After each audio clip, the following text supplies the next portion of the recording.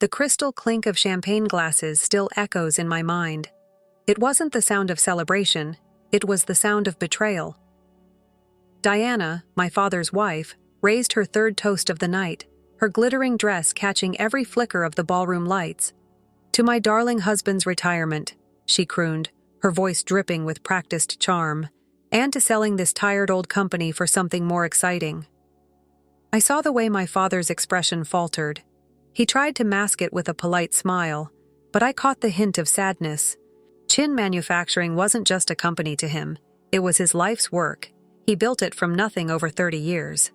Yet here we were, at his own retirement party, watching his new wife dismantle his legacy with a few well-placed words. Diana wasn't finished. Her gaze locked onto mine from across the room, her eyes gleaming with malice. "Of course, some people thought they'd inherit this company," she continued loudly, her words cutting through the crowd like knives. "Poor little Amelia, thinking Daddy would hand over a multi-million-dollar business to someone who can't even hold down a relationship for more than 6 months." The room went deathly silent. I felt the heat rising in my cheeks, but I kept my expression steady. Several board members shifted awkwardly in their seats, clearly uncomfortable. Others pretended to be fascinated by the contents of their glasses. My father? He just stared at his shoes, saying nothing. As always, Diana wasn't done. "It's for the best, really," she added with a syrupy smile. "Running a company requires maturity, experience, and a proper family image." She placed a hand on her perfectly flat stomach, a not-so-subtle reminder of her recent announcement that she was trying to give my father a real heir. I clenched my fists under the table, my nails digging into my palms. I had been prepared for this moment, but her words still stung. The humiliation, the audacity. Then, like clockwork, she turned back to me with a sweet, venomous smile.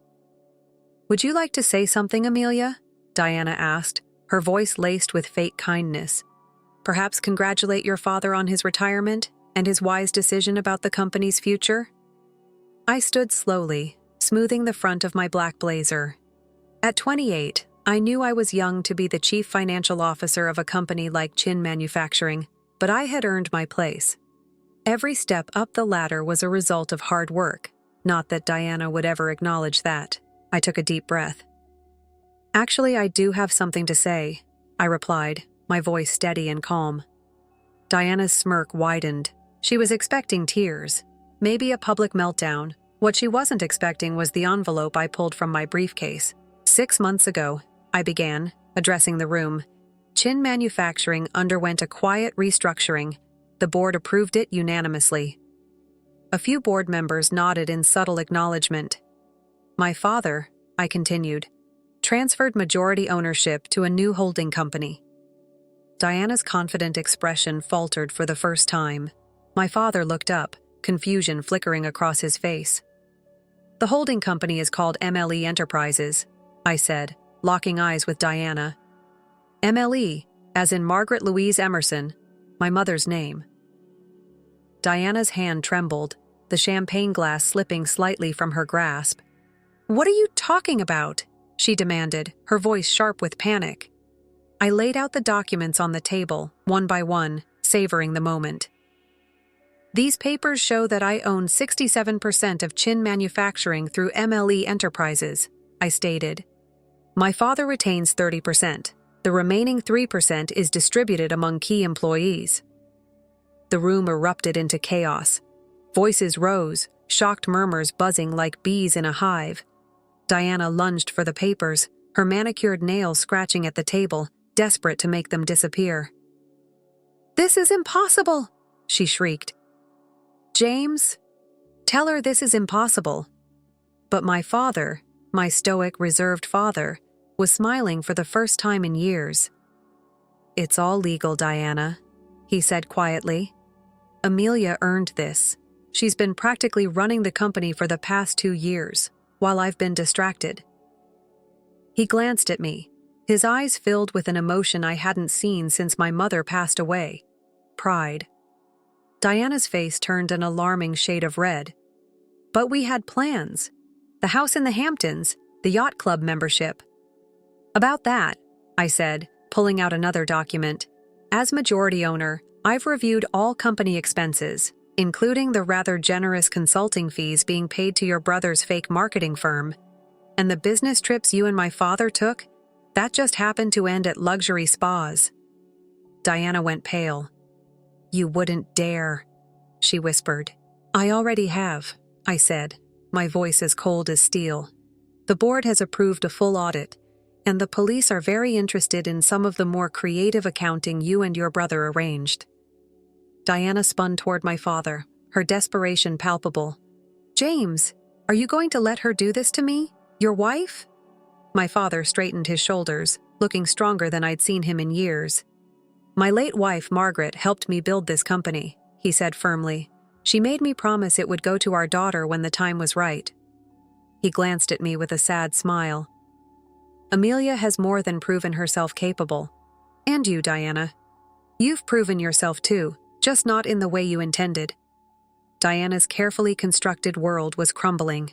Her designer purse spilled open as she grabbed for her phone, scattering its contents across the floor, including a small USB drive I recognized instantly. Looking for a buyer for our trade secrets? I asked quietly, picking up the drive. That would explain all those lunch meetings with our competitors. Diana's face contorted with rage. She raised a hand as if to slap me, but my father caught her wrist mid-swing. Security will escort you out, I said calmly. Your personal belongings will be shipped to you after they've been checked for any other company property. I stepped closer, lowering my voice to a whisper. And Diana, don't worry about the prenup. It has a lovely clause about corporate espionage. As security led a screaming Diana out of the ballroom, the room buzzed with excitement. Board members approached to congratulate me. Employees who had suffered under Diana's reign looked visibly relieved.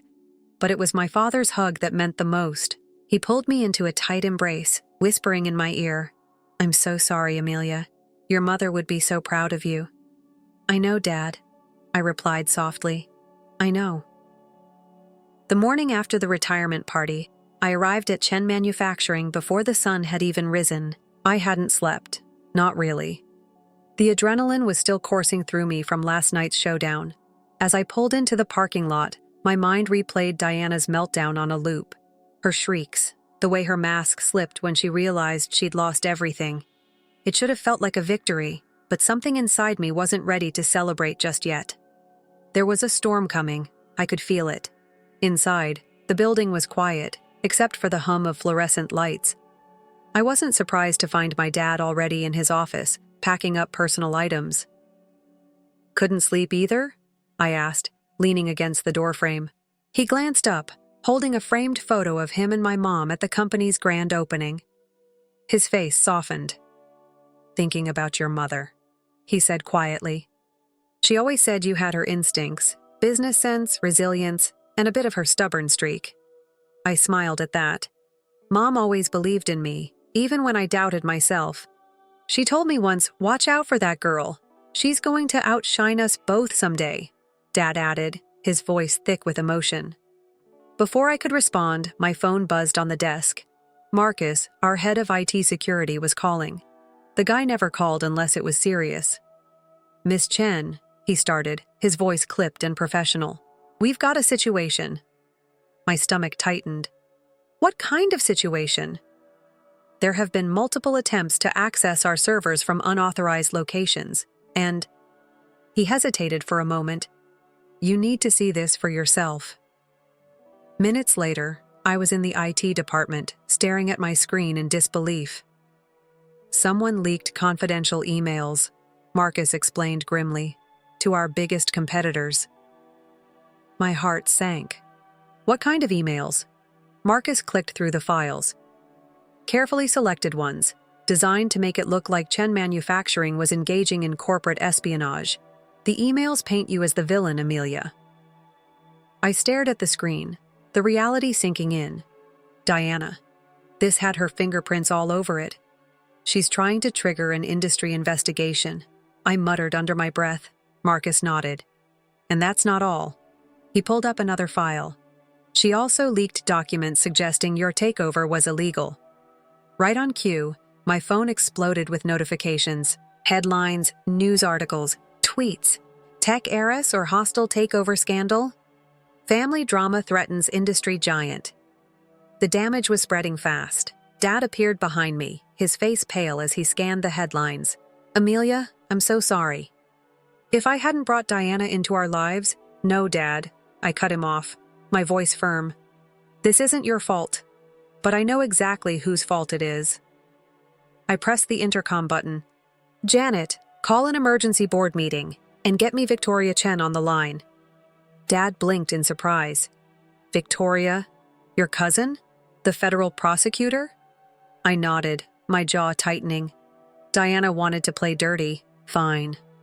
It was time to show her what dirty really looked like. The next few hours were chaos. Diana wasn't wasting any time. By the time I sat down in the boardroom, she was already on a morning talk show, tears streaming down her perfectly made-up face. I just want to protect my husband's legacy, she sobbed. Amelia's hostile takeover has devastated him, and now with these allegations of espionage. She played her part well, sympathetic, concerned, the wronged wife, fighting for justice. But Diana had made one crucial mistake. In her rush to destroy me, she used the stolen USB drive to access company files, a drive that left a clear digital trail. Marcus burst into the boardroom, grinning from ear to ear. Got her. He connected his laptop to the projector, pulling up a report. Every unauthorized access, every leaked document, it all traces back to her brother's IP address. My jaw clenched. Dean. And there's more, Marcus continued, scrolling through emails. We found a series of messages between Diana and one of our biggest competitors. These emails go back months, long before she married your father. The pieces clicked into place. She targeted Dad from the beginning, I realized. The whole marriage was a setup. The oldest trick in the book, Dad muttered, shaking his head, and I fell for it. Just then, my phone buzzed. It was Victoria, calling back. I answered on speaker. Amelia, she greeted, her voice sharp and no nonsense. I've been briefed on the situation. We've actually been investigating Diana's brother's firm for months. Tax fraud, money laundering. But we could never prove where the money was coming from. I leaned forward. And now? This could be exactly what we need, she said. If you're willing to proceed. Do it, I replied without hesitation. By the next morning, things escalated. Fast. Federal agents raided Dean's office, seizing laptops, hard drives, and boxes of files. By evening, both Diana and her brother were in custody. Corporate espionage scandal rocks, tech industry. Family feud unveils, years-long conspiracy. But the real kicker, Diana's carefully curated image shattered in front of the entire world. While she was prepping for another TV interview to slander me, federal agents stormed her home. The footage of her being led out in handcuffs played on every major network that evening. Dad sat next to me in the living room, watching it all unfold on the news. 7 other victims, I said quietly. Victoria said they've uncovered 7 other wealthy men she targeted. We were supposed to be number 8. Dad shook his head, his expression a mix of anger and disbelief. I still can't believe I didn't see it. She fooled a lot of people, Dad. But she didn't win. He turned to me, his eyes softening. Your mother would be so proud of you, Amelia, not just for saving the company, but for the woman you've become. I smiled, my hand unconsciously reaching for the necklace around my neck, Mom's wedding ring, which I always wore close to my heart. But before we could fully relax, my phone buzzed again. Marcus. We found something else, he said, his tone serious. You're going to want to see this. I rushed back to the office, my mind racing. Marcus wouldn't call me back unless it was urgent. When I walked into the IT department, Marcus was waiting with a grim expression, a laptop open in front of him. What now? I asked, bracing myself. Dean wasn't just leaking documents, Marcus said, tapping a few keys. We found traces of an external breach attempt, someone trying to wipe our servers clean. I felt my stomach drop. When? Last night during the party, Marcus replied. And it wasn't a random hacker. We traced the login attempt to an IP address registered to Dean. Of course, Diana and Dean had always worked as a team. They must have realized the walls were closing in and tried to destroy any evidence before we could find it. But Marcus wasn't done. He pulled up a video file and hit play. The footage showed Dean at a computer, furiously typing. Suddenly, he froze, as if startled. Then the camera caught him trying to unplug the computer in a panic. Security footage from his office, Marcus explained. He must have been tipped off that the feds were coming. I watched as Dean frantically grabbed a stack of papers and a USB drive before bolting from the room. Do we know what was on that USB? I asked. Marcus shook his head. Not yet. But I'm betting it's the key to everything. Later that day, I met with the board to update them on the situation. The mood in the room was tense, but not panicked. They trusted me, at least for now. We've contained the immediate threat, I told them. Diana and Dean are in custody. The federal investigation is underway. But we're not out of the woods yet. One of the board members, Mr. Patel, leaned forward. What's our exposure? The leaked emails were damaging, I admitted. But we've got proof that they were doctored to frame us. The bigger issue is the USB drive Dean took. If it gets into the wrong hands, it could hurt us. The room went quiet. Do we know who might be after it? Mr. Patel asked. I glanced at Marcus, who nodded and pulled up a report.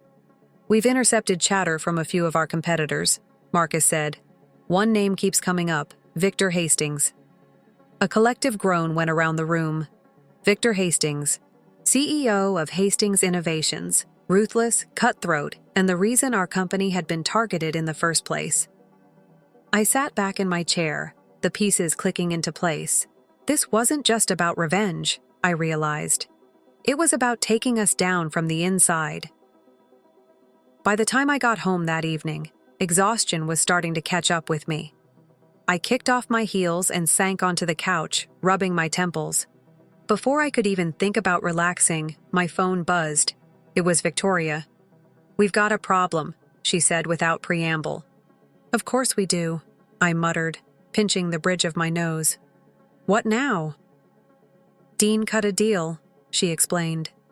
He's trying to pin everything on Diana to save himself. I felt a wave of anger rise in my chest. You're kidding me. Nope. He's claiming she masterminded the whole thing. I took a deep breath, trying to calm down. And what do you think? I think they're both guilty as hell, Victoria said. But Dean's story might complicate things. If we don't find that USB drive, it could be hard to prove his involvement. I glanced at the framed photo of my mom on the mantel. She would have known exactly what to do.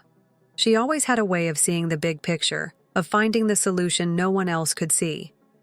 I wasn't her, but I'd learned from the best. Don't worry, I told Victoria. I'll find it. The next morning, I called Marcus. I want every resource we have dedicated to finding that USB drive, I told him. Dean won't get away with this. I'm already on it, Marcus said. And I have a lead. Go on.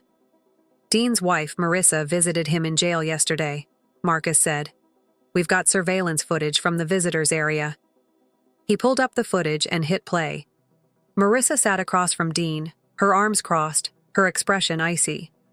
The two of them spoke in hushed tones, but their body language told me everything I needed to know. They're hiding something, Marcus said, and I think I know where. Where? Dean and Marissa own a cabin upstate, Marcus explained. It's remote, off the grid. Perfect place to hide something valuable. I didn't hesitate. Let's go. The drive to the cabin took a few hours, but the further we went, the more determined I felt. By the time we arrived, the sun was setting. The cabin sat at the edge of a dense forest, its windows dark and unwelcoming. Marcus and I approached cautiously, flashlights in hand. Are you sure about this? He asked. I nodded. If Dean's hiding anything, it's here. We searched the cabin from top to bottom. It wasn't until we reached the small basement that we found it, a locked metal box tucked behind a stack of old crates. Marcus pulled out a set of lock-picking tools and got to work. Within minutes, The lock clicked open. Inside was the USB drive. I held it up, the weight of it heavier than I expected. This tiny device held the power to destroy everything, or to save it. "We got it," Marcus said with a grin. But as we headed back upstairs, my phone buzzed. A text from an unknown number. "You think you've won. Think again." I showed the message to Marcus, my jaw tightening. "We're not done yet," I said.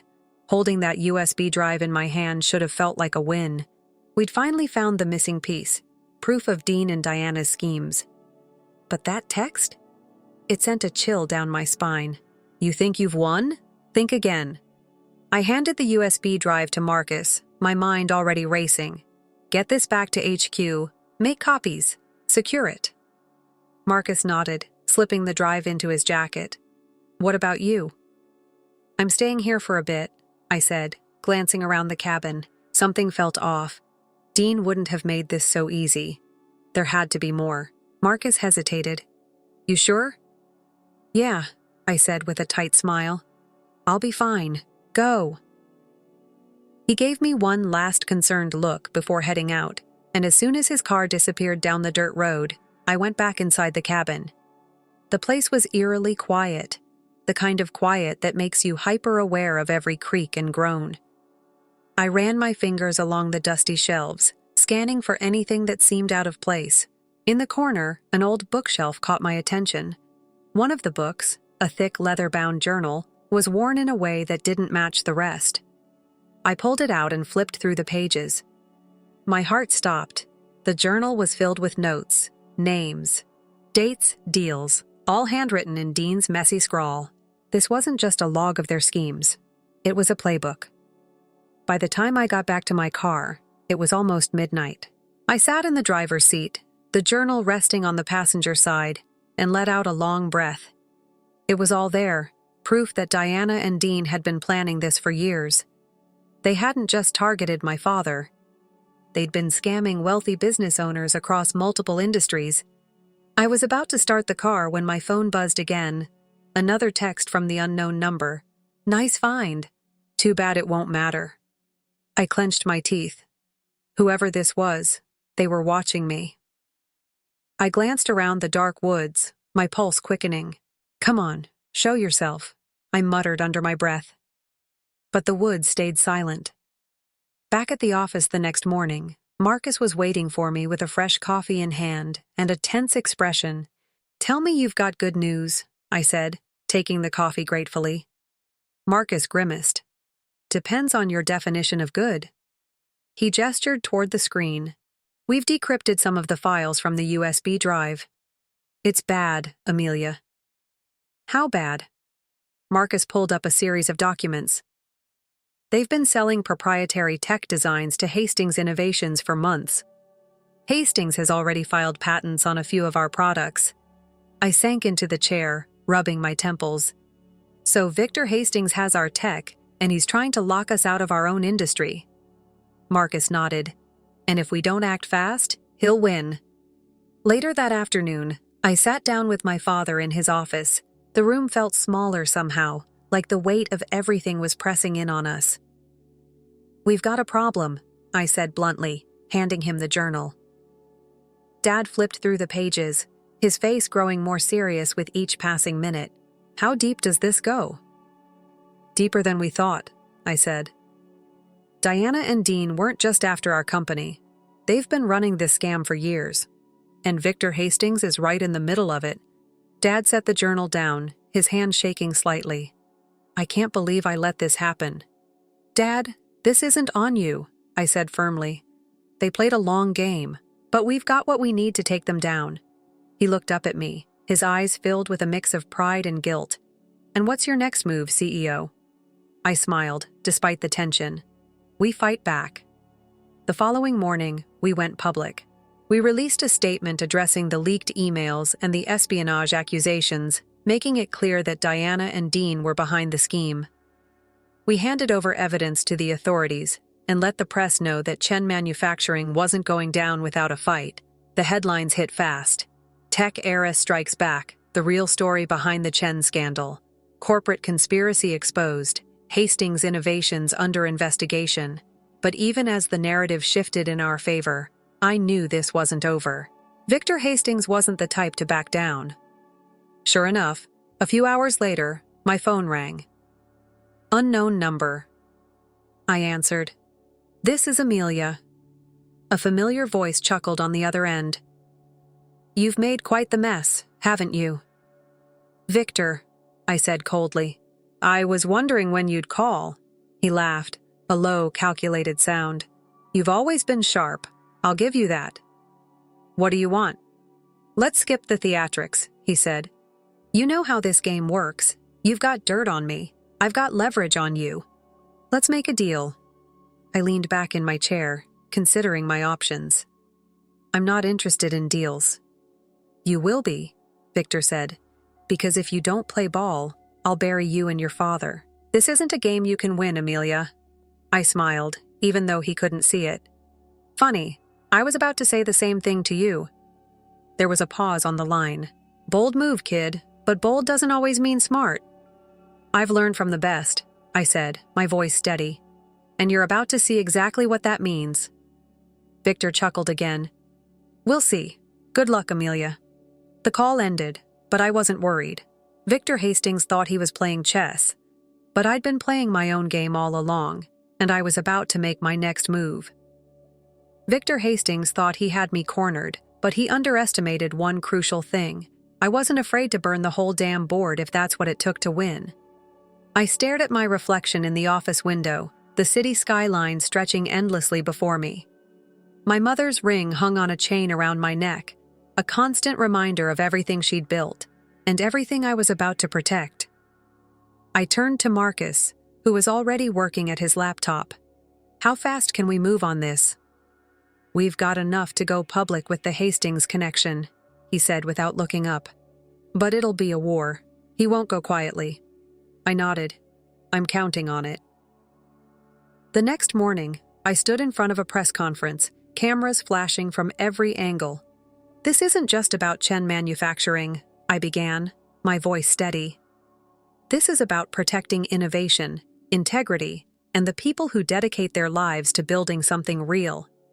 For too long, companies like Hastings Innovations have exploited others, stealing ideas and crushing competition through deceit and manipulation." I glanced at the reporters, making sure my words hit home. "Today, we're saying enough." Behind me, Marcus handed out copies of the journal. The press ate it up, reporters scrambling to be the first to break the story. "Any comment on Victor Hastings?" one journalist called out. I smiled. "Victor Hastings is about to learn that you can't build an empire on stolen ideas. The truth always comes out." Later that afternoon, my father walked into my office, his expression cautious. "You're making a lot of noise," he said, sitting across from me. "Good," I replied. "It's time someone did." He nodded slowly. "Your mother would have done the same." That meant more to me than he could ever know. Dad leaned back, studying me. "So what's next?" I pulled up the latest financial reports. We hit Hastings where it hurts, their reputation and their wallet. The fallout was swift. Within hours, Hastings Innovation's stock price started to plummet. Clients backed out of deals, distancing themselves from the scandal. But Victor wasn't backing down.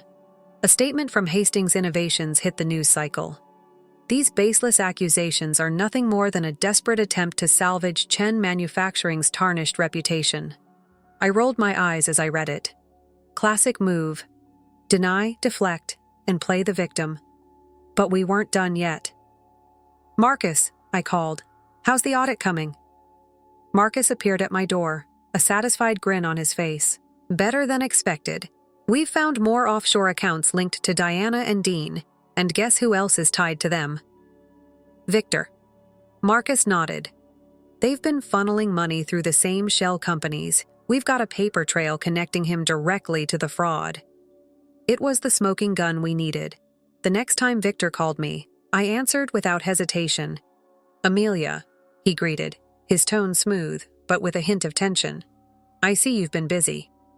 "Just getting started," I replied. You've made your point, he said. But this back and forth? It doesn't benefit either of us.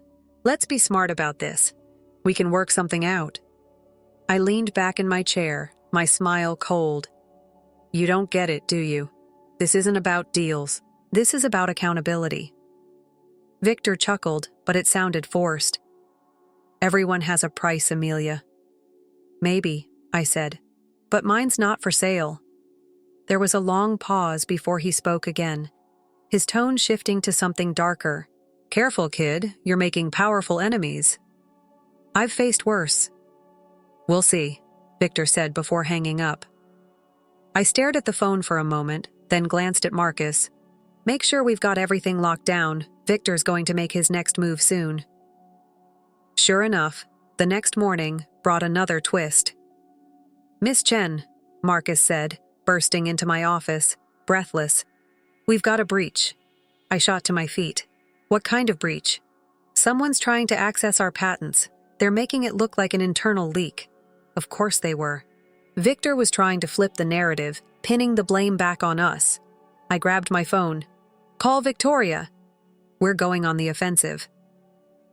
Within hours, we filed a lawsuit against Hastings Innovations, detailing the fraud and corporate espionage. Victoria was relentless, pushing for criminal charges. The media went wild. War in the tech world, Chen versus Hastings. Corporate scandal deepens. Criminal charges filed against Hastings Innovations.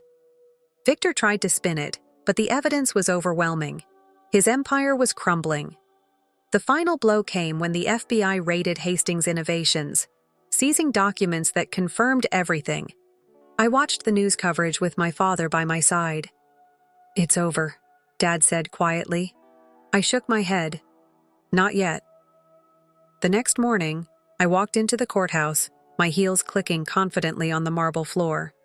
Victor Hastings was being arraigned. As he passed me in the hallway, he sneered. Enjoy your moment, Amelia. It won't last. I met his gaze, unflinching. Oh, it's not just a moment. This is a legacy. I stood outside the courthouse, taking in the crisp morning air as reporters swarmed the steps. Cameras flashed, journalists yelled questions, but I wasn't in a hurry to respond. Inside, Victor Hastings was facing a judge, the weight of his crimes finally catching up with him. He'd spent years stealing, manipulating, and crushing anyone who got in his way. Now, it was his turn to be crushed. Marcus stepped up beside me, his ever-present laptop tucked under his arm. It's done, he said. The FBI has everything. The offshore accounts, the shell companies, the deals with Diana and Dean. Victor won't be walking away from this. I nodded, a strange calm settling over me. Good. It wasn't about revenge anymore. It was about protecting what mattered. Our people, our legacy, our future. Amelia, a reporter called out, shoving a mic in my face. Do you have any comment on today's hearing?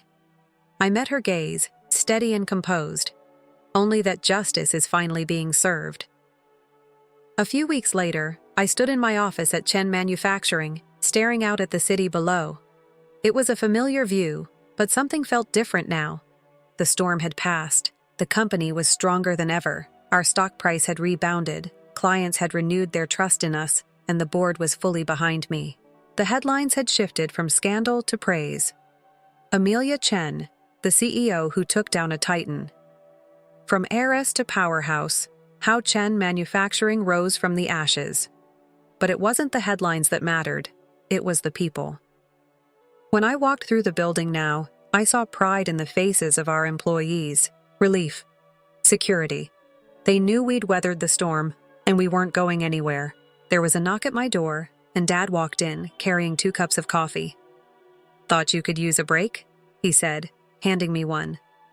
I smiled, taking a sip. Thanks. He sat across from me, his gaze wandering to the framed photo of Mom on the wall. She'd be proud, you know. I hope so. Dad sighed, leaning back in his chair. I've been thinking. I should have stepped back sooner. I was too wrapped up in my own grief after your mother passed. I didn't see what was happening right in front of me. It's not your fault, I said softly. No, he agreed, meeting my gaze, but I'm damn proud of how you handled it. I reached across the desk, squeezing his hand. Thanks, Dad. He chuckled. You know, when your mom first suggested naming you CEO someday, I thought she was crazy, but she was right. She usually was, I said, smiling. A few months later, I found myself at a charity gala, the same one I used to attend as a kid with my parents. This time, I wasn't just James Chen's daughter. I was the CEO of Chen Manufacturing, the youngest in the company's history. As I moved through the crowd, I overheard two older women gossiping, their voices carrying just enough for me to catch. Did you hear about Amelia Chen? The one who took down that Hastings guy? Oh, yes, the other replied, nodding enthusiastically. They say she's even more brilliant than her mother was, and 3 times as ruthless. I couldn't help but laugh quietly to myself. Ruthless? Maybe. But I'd learned from the best. As the night wore on, I stepped outside for some air, standing alone under the stars. I reached for the ring around my neck, Mom's wedding band, and ran my thumb over the smooth gold. Thanks, Mom, I whispered. I hope I've done you proud. My phone buzzed. It was a message from Dad, sent from some beach halfway across the world. Your mom would be so proud of you, not just for what you've done, but for who you've become. Love, Dad. I smiled, blinking back tears. Looking out over the city, I thought about everything we'd been through. The battles, the betrayals, the victories. In business, as in life, it wasn't about winning every game. It was about playing the long one, building something so strong that no one could ever tear it down again. I'd learned that from my mother, from my father, and yes, even from Diana. But now, it was my turn to lead. My turn to protect what mattered.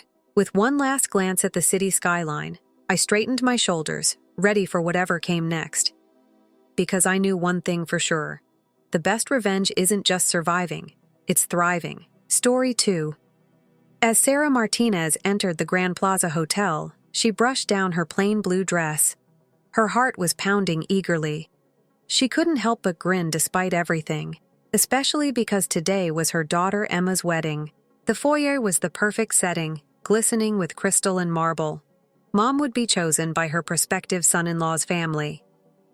Emma's voice could be heard across the foyer. Sarah turned to find her kid running toward her while still dressed normally. You succeeded. Emma, however, had a tightness about her. Her smile was accompanied with attentiveness in her shoulders, something Sarah was all too familiar with. I made it, of course, my dear. Your big day wouldn't be missed by me. Sarah extended her arm to embrace her daughter. Emma, however, stepped back a little and looked around the foyer. I have something to tell you, Mom. Emma's hands started to wring. James's household. The seating configurations have been modified. Sarah felt a knot in her gut. Since Patricia Thompson, James's mother, took over the wedding arrangements, she had been anticipating something similar. What changes? You are seated at the rear table.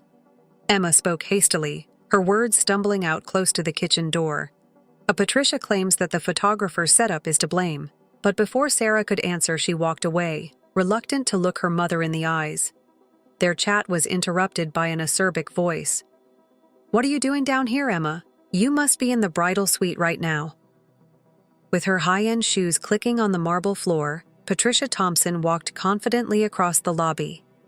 She glanced at Sarah with hardly disguised contempt. Oh, are you present? Sarah's back straightened. Hi, Patricia. It's a beautiful hotel. A chilly smile curled Patricia's lips. Yes, we did want James and Emma to have the best possible life. And with that, she looked at Emma. Your hair appointment was set for 5 minutes ago, darling. Keeping everyone waiting is not what you want. Emma paused and glanced at her mother and her future mother-in-law. I apologize for that, Mom, Sarah whispered softly. Go on. Today is your day. Don't be concerned about me. Patricia's mask fell away as Emma rushed off. Listen, she whispered in a low, sharp voice. Let's be honest, you don't belong in our group, even if Emma insisted on having you here. The Thompsons need to uphold their reputation. Sarah spoke steadily. My daughter is the reason I'm here. Indeed. From the rear of the room, you may assist her. We don't want the wedding pictures to be ruined by your humble situation. You understand? I'm sure. Patricia had a piercing grin. Oh, and we've made arrangements for your table to serve the workers' lunch. It felt right. Sarah was left standing by herself in the spacious foyer as Patricia turned and left. She let herself feel the full force of the embarrassment for a time.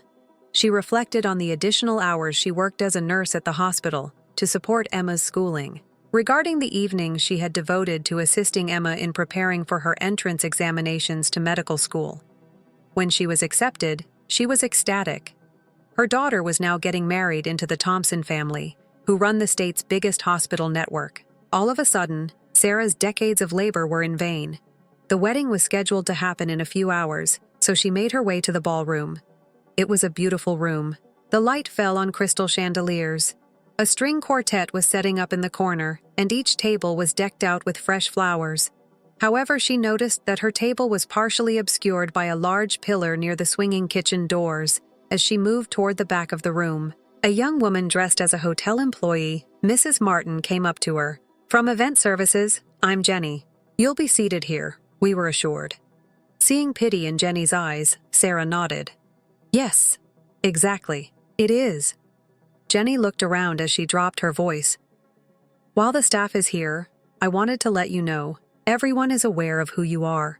When you were working that awful 30-hour shift during the crisis last year, my sister was working at County General. Her life was saved by you. Sarah gave a startled blink. She recalled how the hospital had been overrun that evening by a huge traffic jam on the highway. She had worked until she was barely able to stand, staying late past her shifts.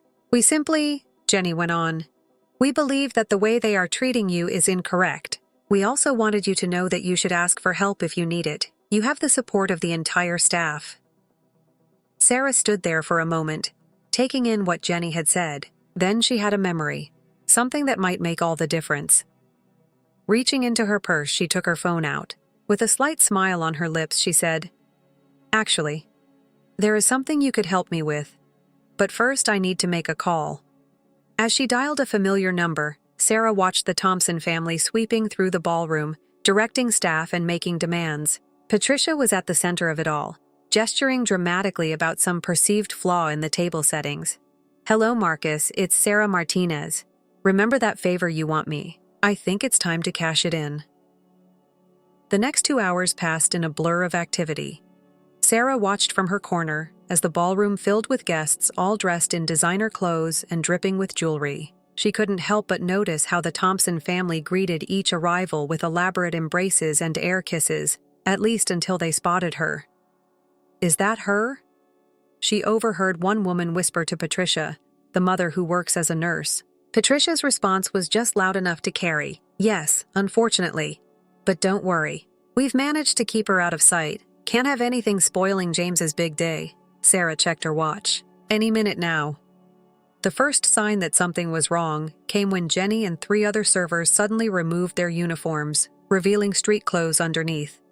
They walked straight through the middle of the ballroom and toward the exit. Where are you going?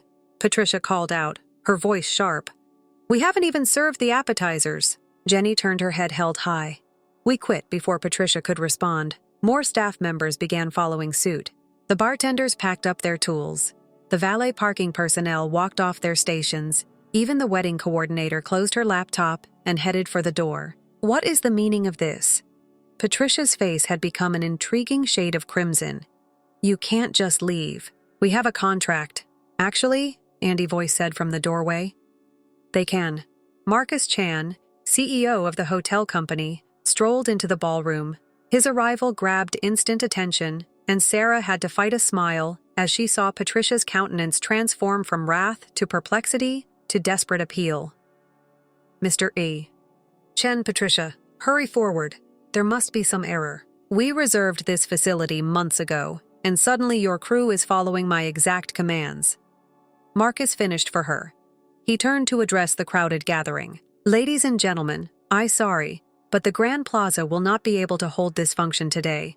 All employees have been told to stop working right away. Chaos broke out in the ballroom.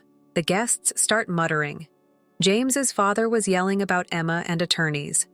Emma looked as if she would pass out. "Ma'am." Emma moved to Sarah's side through the throng. "What's going on?" Marcus saw Sarah before she could respond and gave her a kind grin. "Sarah? You're there." Because Patricia had spun around so quickly, Sarah was afraid she may injure herself.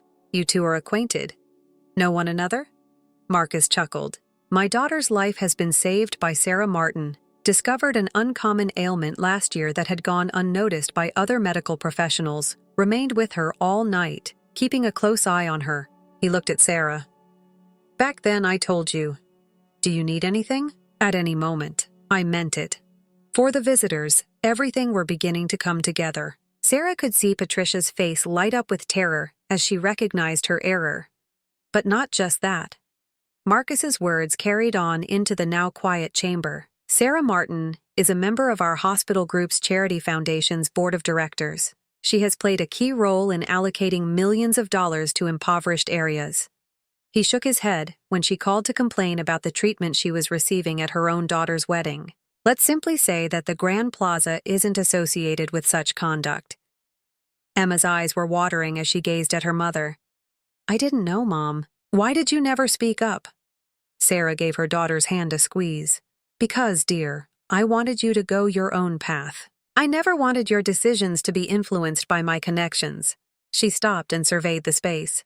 "However, I also want no one to treat us as inferior. This is absurd." Patricia had a high-pitched voice. "You cannot just call off our wedding. Are you aware of our expenses?" "Oh," Sarah calmly remarked. "I'm not shutting it down." She gave Marcus a nod, and he pointed to the employees who were standing at the doors.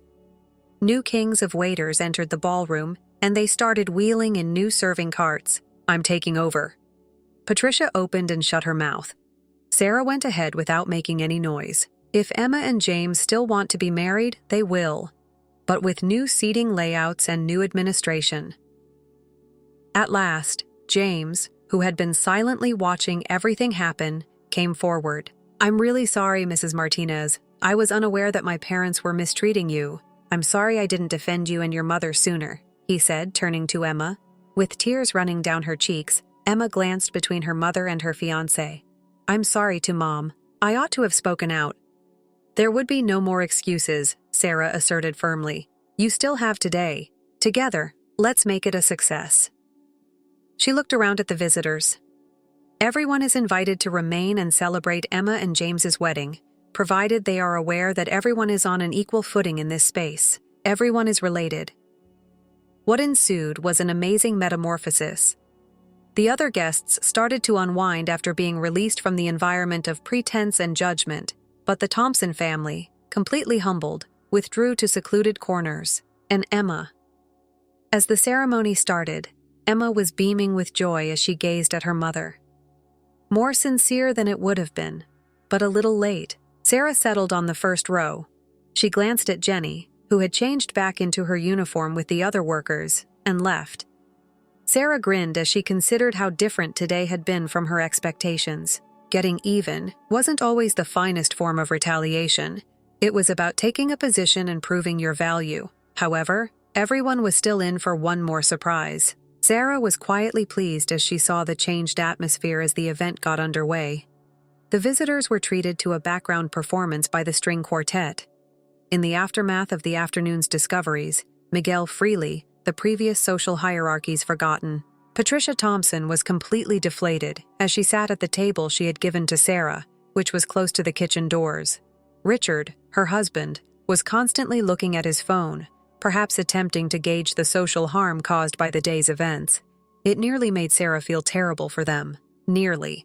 Mrs. Martin looked anxious, yet resolute, as James walked up to her table. "Could we have a private conversation for a bit?" After nodding, Sarah trailed her new son-in-law to a peaceful area of the ballroom. James inhaled deeply before continuing. He started out by saying, "I want you to know that I've made some decisions and am leaving my family's hospital administration position." Sarah's brows went up in shock. "No need to do that, James." "It is," he said. "Actually, I've been considering this for some time. It was expected of me to pursue a career in healthcare administration. However, he erects his shoulders. Like Emma, I want to go medical school. My goal is to personally assist others, like you do. Sarah's face lit up with a loving smile. I never heard that from Emma. I didn't tell her. James said that he was worried about disappointing his parents. However, after witnessing your graceful and resilient handling of everything today, I came to the realization that I have been living my life in an attempt to win over the wrong people. Marcus Chan was at Sarah's elbow before she could reply. Someone here would like to talk to you, Sarah.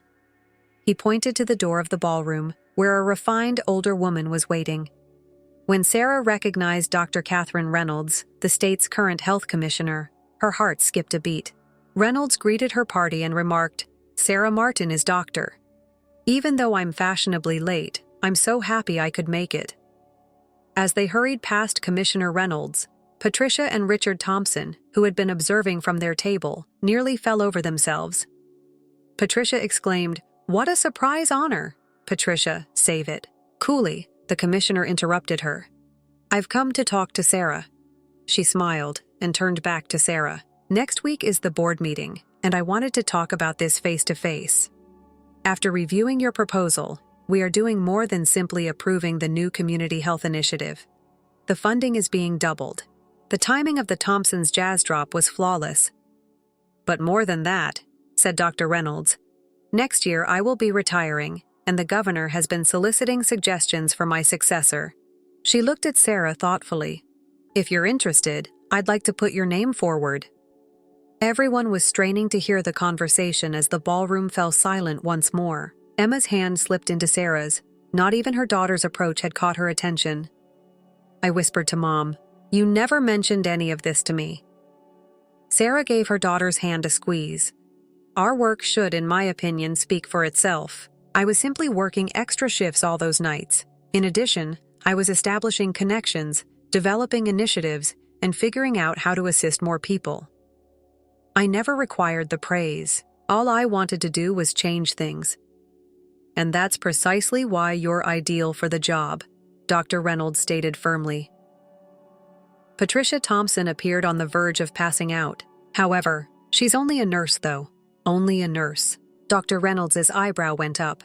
Just a nurse, Mrs. Thompson. The network of hospitals in your entire family is nothing compared to what Sarah Martinez has done for healthcare in this state. She was saving lives and transforming the system from the inside out, while you were organizing galas and worrying about your social standing. Jane moved forward. I'd really like to know more about the Community Health Initiative, Commissioner Reynolds. I intend to submit applications to both medical schools, Patricia cut in with a high-pitched voice. However, you are expected to assume control of the family business. No, Mom, James firmly. Like Emma, I'm going to forge my own path, as Mrs. Martin has instructed her to do. The tone of the reception was very different from what anyone had anticipated, but it persisted into the evening.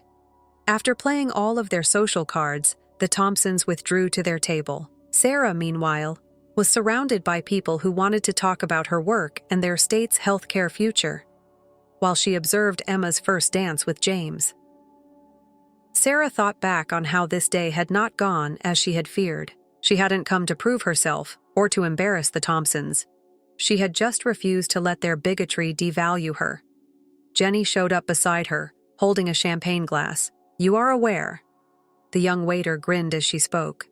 My sister said you were an angel when she told me about the nurse who saved her life. I believe you may be a ninja after all. Sarah took the champagne and laughed. Getting even isn't always the best form of retaliation. It's about taking a stand and allowing your deeds to do the talking. Emma discovered her mother by herself on the hotel terrace, gazing out at the city lights as the reception came to an end later that evening. Mom, Emma spoke quietly. I sincerely apologize for everything. I've been attempting to blend in with James's world by separating myself from you, and not just today. I lost sight of the person you trained me to be. Sarah looked at her daughter, not the bride in her pricey dress, but the little child who, wanting to be like her mother, would often nod off while reading medical textbooks. Sarah pulled her daughter into an embrace and added, You never have to apologize for trying to find your way. However, keep in mind that your worth is not determined by your spouse or the family you join. It lies in your actions, your interactions with others, and the impact you have on the world. Emma wiped a tear from her eye. Taking good care of her cosmetics. I know that now more than ever. She stopped, then said with a little smile. Health Commissioner Martinez. Sarah laughed. Let's not get ahead of ourselves. Why not? After today, I'd say anything is possible. Sarah experienced a profound sense of calm as she and her daughter stood there gazing out over the city, unaware that she had established a place of respect, dignity, and genuine achievement for herself. The Thompsons had attempted to put her in her proper place. Marcus sent Sarah a text the following morning, and Sarah's phone buzzed. The employees are unable to stop discussing yesterday. At the Grand Plaza, you have become a legendary figure. Sarah typed her response with a grin. Retaliation isn't always the greatest kind of retaliation. Living your truth and sharing it with others is what it is all about. Sarah considered all the routes that have brought her to this point as she put her phone down. No amount of social snobbery could ever top the foundation that years of diligent labor, silent devotion, and unflinching honesty have constructed. The Thompsons had viewed her as only a nurse, failing to recognize that each person she touched, each program she established, and each friendship she developed had left a legacy much more significant than their fleeting position. She hadn't had to destroy them after all. All she had to do was stand in her own light and allow the truth to shine through everything else. Regardless of the commissioner's nomination, she still had patients in need of her care as she got ready for another day at the hospital. Knowing that proving oneself correct may sometimes be a greater triumph than proving others incorrect, Sarah Martin grinned. Story 3. Being raised in a family of restaurateurs, I soon discovered that food served as more than simply sustenance. It served as a legacy, an art form, and a potent unifying force. For 3 generations, my family had been supported by my grandmother's little noodle store in Chinatown. Observing Mom skillfully made shoes in the small kitchen changed the way I saw the world. Do you recall me? With her hand deftly folding dumplings, she would say, one's heart is the source of good nourishment, not only the components. I take that advice to heart, spending many hours in the kitchen learning not only recipes, but also the business savvy that had enabled our family to get through difficult times. Nobody was aware that I was also working on an online master's degree. After the restaurant closed for the day, I stayed up late studying. I became proficient in the significance of using fresh foods and the delicate balance of tastes. I studied corporate finance, business strategy, and market analysis at night. I wanted to do more than just operate a restaurant. My goal was to transform the food sector. Then I got to know James. One wet Tuesday night, he came into our restaurant to escape the downpour. I was instantly drawn to him since he was tall, well-dressed, and clearly out of place. What would you suggest? He inquired. His pricey coat was shedding water, our braised meat with hand-pulled noodles. Without hesitation, I answered, for a night like this, it's ideal. I felt my heart skip a beat as he grinned. I have faith in your judgment. I saw him take his first mouthful 20 minutes later. He closed his eyes in joy after they had expanded in astonishment. They locked onto mine when they reopened. This is amazing, he remarked. It's unlike anything I've ever eaten. Our story started at that very moment. James started going 3 times a week and became a regular, always experimenting. We started talking about food, but soon we were talking about everything. He was employed by a large investment business in the financial industry. I intentionally left out my MBA and bigger goals when I told anecdotes about the restaurant. He made the proposal 6 months later. Easy and personal. The restaurant was just us. When he first tasted the noodles, he closed over a bowl. It was another matter entirely to meet his family. With a corporate empire that included hotels, restaurants, and real estate, the Chens were old money. Richard Chen, James's father, served as CEO of Chen Global Hospitality, one of the biggest chains of upscale hotels and restaurants in Asia. His sister, Amanda, served as the company's director of operations, while his mother, Victoria, epitomized old-world elegance. It was immediately apparent that I didn't match their ideal daughter-in-law. When we first met, Victoria's neatly styled eyebrows flared in a little eatery. How charming! Amanda's contempt was more obvious. You can't be serious, James. Chen owns us. We don't own street food stars. We own restaurant chains. James stayed silent, despite squeezing my hand beneath the table. A warning sign. I decided to ignore the engagement. Dinner was a subtly humiliating exercise. Hosted at the Imperial Palace, Chen's main eatery. They obviously thought I was an outsider. Across the table, my beloved Victoria called. Your employment in the food service industry is intriguing. Do you employ chefs, or do you prepare everything yourself? Before I could reply, Amanda said, Be kind, Mother. She certainly makes the most of what she has. Not everyone has the funds to receive appropriate culinary instruction. Using my years of expertise in customer service, I remain calm. My granny was my trainer. Whoa! How adorable! Victoria cut me off. Recipes from the family. Do you recall our Paris cooking session with the Michelin-starred chef James? James gave an uncomfortable laugh. Please, Mother. However, their disdain wasn't the most agonizing aspect. James's silence was it. He never once stood up for me or our bond. They were unaware that I had earned an MBA with honors while running my little business and created an app-driven food service platform that was set to transform the sector. Food Tech Solutions, my business, was already worth more than $3 billion. I had kept this a secret, working in stealth mode, since I wanted to be assessed on my character rather than my possessions. However, it became evident that the shackles would never accept me as the wedding preparations got underway. A family supper at Victoria's house was the tipping moment. I shared my heritage by bringing some of my specialties. Victoria looked at the containers and wrinkled her nose. He brought takeout, I see. I proudly stated, Actually, I made these myself. These recipes belong to my grandmother. Amanda poked her fork into the food. How genuine. However, we should stick to appropriate catering for the wedding. We need to uphold our reputation. James was sitting next to me, glued to his phone. The menu for the wedding has been decided. Victoria, Paris-based in-house chef Pierre will provide the catering. At a chain wedding, we can eat street food. My food isn't. I started, but Victoria held up a hand. I am aware, my love, that the chains are more than just a family clothing line.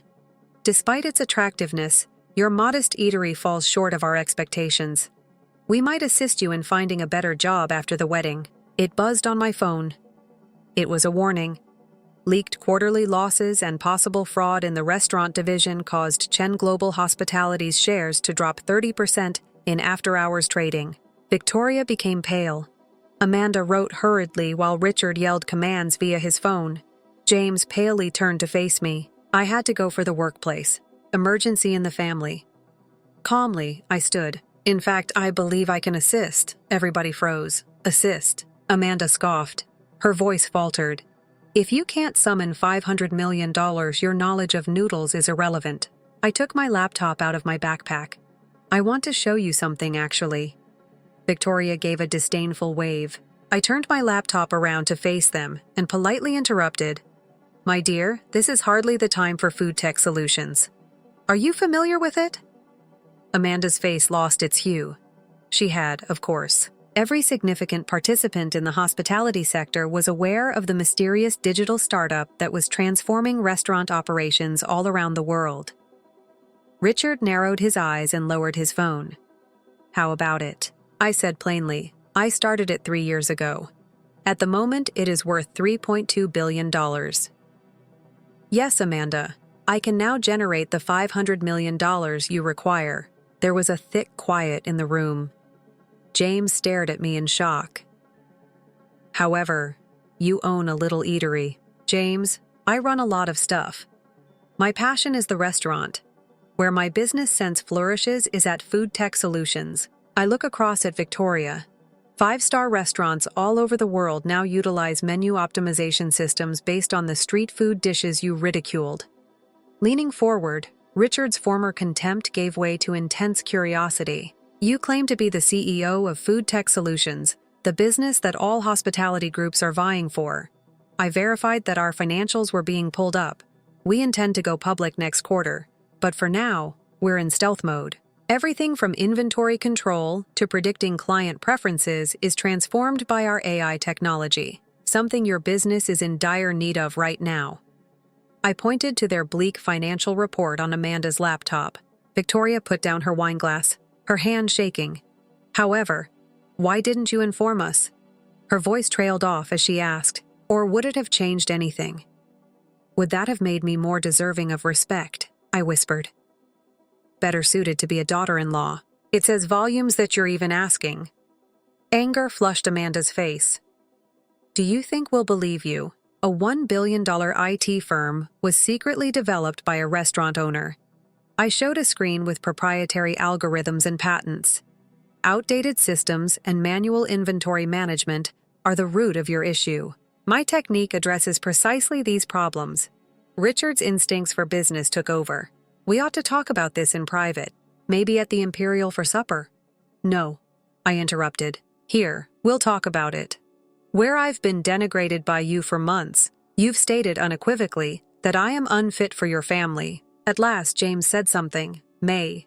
You told me, but why? As I gazed at him, a deep melancholy began to creep in. Instead of defending me for what I am, I wanted you to defend me for who I am. However, you never did. Victoria made an effort to become better. You have to understand, darling. We have expectations. Indeed, you've stated those expectations clearly. I spoke aggressively. Let me set mine now. Chung. The hotel industry is in danger of collapsing. There will be restrictions, but I can assist. Amanda's eyes became black. Situations. Now, Amanda, this is blackmail. It's business. I straightened my clothing and stood up. You have acted as though I am beneath you. You need my assistance now. Is your pride capable of that? Richard's voice became accommodative. Give your circumstances a name. First, your management has to be completely reorganized. You are not a skilled leader. Amanda sputtered indignantly as I looked at her. The second is the complete deployment of food technology solutions systems on every property. You're losing money with your antiquated ways. Third, I persisted in publicly recognizing our collaboration and the fact that I, as the proprietor of that little eatery, preserved Chen's international hospitality. Victoria let out a gasp. We can't be expected to. I am able to. Your stock is plunging. You will have lost half of your market worth before morning. Already your investors are demanding to see you. Could you please take my hand, James? Let's have a conversation. I withdrew. We must talk about our connection, James. The room fell silent once again. For months your family has allowed me, my ancestry, and my work to be disparaged. You've sat silently, laughed with them, and never defended me. Your initial reaction, even tonight, was to go to the office rather than stand up for me. My eyes filled with tears, but I spoke calmly. A companion that just appreciates me for my affection is not what I need. When I had nothing, I needed someone to stand up for me. Victoria stood up, her poise faltering. Look here now. You can see this now, I interrupted her. I want acceptance for my true self. Rather, you have demonstrated your identity to me. Save your business and agree to my terms, or let your pride to ruin it. I grabbed my belongings, including my unopened street food containers. You can't make up your mind till tomorrow morning. My group will communicate. I'm walking toward the door, Amanda yelled. You can't simply leave. Our legacy is this. I made one final turn. Indeed. And it's been run into the ground by you. You wouldn't be here if your attention had been on invention rather than judgment. James's stunned expression was the last thing I saw. Richard's calculating gaze and Victoria's shaking hands. The lady they had judged unfit was their only chance as the empire fell apart. Carmel occasionally carries takeaway cartons and recipes while dressed in a professional attire. I looked over our most recent ad data the next morning in my modern rooftop office with a view of the city. My phone was constantly buzzing. James, Richard's attorneys, and Victoria herself all left messages. Sarah, my helper, came in carrying a fresh cup of green tea. In the lobby is the Chen family. Each and every one. I looked at my watch. 7:30 a.m., exactly on time. Then send them up after 10 minutes. Those 10 minutes were crucial. My grandmother's lesson in negotiating. She would tell them to wait. Any meal is seasoned with anxiety. They had undergone a dramatic change by the time they entered my office. Victoria had lost her aristocratic composure. Richard's face had the scars of a restless night, while Amanda's expensive ensemble appeared to have been hurriedly put together. James hovered near the rear, completely disoriented. The documentation is prepared. I pointed to the papers on the conference table and spoke without introduction. Let's get started. Richard, come on forward. I want to say, preserve it before we begin. I cut you off. This meeting is for business, not much more. Your business is losing value every minute. For the next 2 hours, let's concentrate on that. We carefully reviewed the terms. A 40% share in Chun Global Hospitality would be given to Food Tech Solutions in return for emergency finance and the complete deployment of our technology. A member of my staff would take Amanda's job as Director of Operations. Highway robbery is what this is. Richard glared at Amanda, silencing her as she stuttered. Calmly, I said, it's more than fair.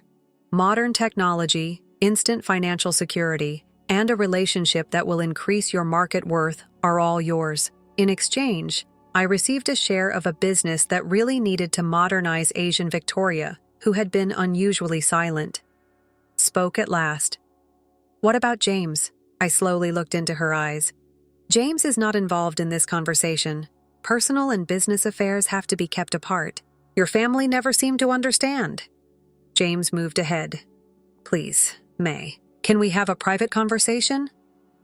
After giving it some thought, I nodded. 5 minutes. In my private office, the rest of you can go over the paperwork with my legal staff. James paced uneasily. Why did you keep all of this from me? Would anything have changed as a result? I inquired. Would you have confronted your relatives earlier? Defended my small eatery from their unrelenting abuse. I was attempting to maintain harmony. No, James, you took the easiest route possible. Every time I was humiliated by your family, my labor, my heritage, you decided to keep quiet. Everything was in the quiet. Frustrated, he raked his hands through his hair. Mom, you are loved. Isn't that sufficient? James, love isn't love without respect. Convenience is the reason. I got to my feet. The reason your family's business is in trouble is because they are unwilling to change and see the benefits of alternative viewpoints. You're not that dissimilar, he begged. Give me another opportunity. I cut in on that issue now that I understand it. You only want another opportunity since you now know that I'm successful and affluent. But I'm still the same guy who proudly operated my small restaurant yesterday. You don't deserve to know this person if you can't love and respect that one. The paperwork was back in the conference room and ready to be signed. As Richard signed away 40% of his family's fortune, his fingers shook a little. As the documents were notarized, Victoria watched with tears in her eyes, and Amanda sat rigidly, hardly controlling her rage. I announced one last thing. Another stuff. My grandmother's eatery. There is no price at which it can be sold. With your resources, it will undoubtedly continue to function just as it has for 3 generations. Victoria started. My heart and my heritage are that restaurant. You look damn on everything you made fun of, and it will stay precisely the same. A reminder that success isn't always associated with premium brands or fancy labels. In the 6 months that followed, Chin Global Hospitality completely changed. Their operations were transformed by our air systems, which reduced expenses while enhancing service quality. In addition to recovering, their stock reached unprecedented heights. The tale was a huge hit with the media. An unexpected supply of modern technology saved a traditional family company. James attempted to visit the restaurant and sent messages and flowers. I had security graciously escort him out, returned the flowers, and left the messages unread. After being torched, certain bridges ought to remain burned. A year later, I showed my grandma the most recent financial statistics while we sat in her kitchen. Food Tech Solutions was now valued at more than $5 billion, while Chen Global Hospitality had doubled in value. The broth belongs to Abbott. After sampling the day soup, she inquired. I grinned, realizing what she was saying. Numbers weren't the key to success. It was about remaining loyal to your heritage, your principles, and who you are. As usual, there was a long wait around the block, and the restaurant was crowded. Months earlier, Victoria had visited once, ostensibly to make apologies. Like everyone else, she stood in line. It left a substantial gratuity and sat quietly in a corner. The gesture was recognized, but she never came back. Unable to endure the disgrace of working under my management team, Amanda had relocated to Europe. Richard adjusted remarkably well, realizing at last that innovation and James needed to coexist with tradition. When I last heard from him, he was seeing a socialite who was favored by his mother. There are those who never learn. I myself divide my time between cooking noodles in my grandmother's kitchen and managing a multinational IT firm. They both made me happy in different ways. Both were equally significant aspects of my identity. A rich IT CEO who still works in a tiny restaurant kitchen is frequently questioned by the media about the differences between the two. The fact that the restaurant was more than simply a business was lost on them. It served as a reminder of my origins, identity, and priorities. A little girl came into the kitchen one evening when I was cleaning up the restaurant. "Are you the woman who now owns all those large hotels?" I gave her a freshly baked dumpling while grinning. "No, darling, I'm simply a woman who cooks delicious noodles. The rest is simply business." The Chens believed they were teaching me something about value and prestige. Rather, they acquired a painful lesson in pride and judgment.